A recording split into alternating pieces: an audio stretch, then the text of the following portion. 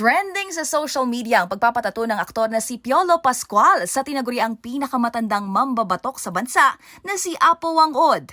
At tulad ng ilang kalalakihang dumayo pa sa buskalan sa Kalinga, si Papa P di rin nakaligtas sa anila'y mabilis na kamay ng traditional tattoo artist na tila signature move na nito.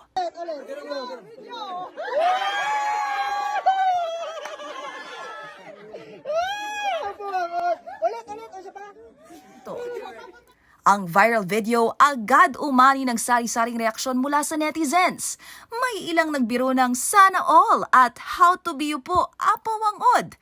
Pero may ilang hindi ito nagustuhan.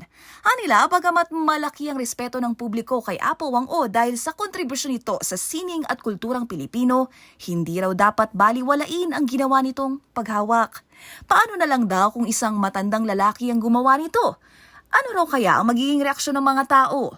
Say naman ng isang netizen, pampag-good vibes lang daw ito at sa tingin niya ay wala namang mali siya. Habang giit pa ng isa, magiging offensive lang daw ang ginawa ni Apo Wang-od kung hindi nagbigay ng pahintulot o di naging komportable ang kabilang panig. Paglalarawan pa niya, hindi naman daw napaatras ang aktor at makikitang natawa na lang din sa nangyari. Maliban kay Piolo Pascual, ilan pa sa mga kilalang personalidad na namarkahan na ni Apo Wang-od ay sina Rian Ramos, Drew Arellano, Kim Atienza, Maine Mendoza at Ice Siguera. Gayon din ang comedian TV host na si Paulo Ballesteros na hindi rin anya nakaligtas sa mabilis na kamay ng legendary tattoo artist.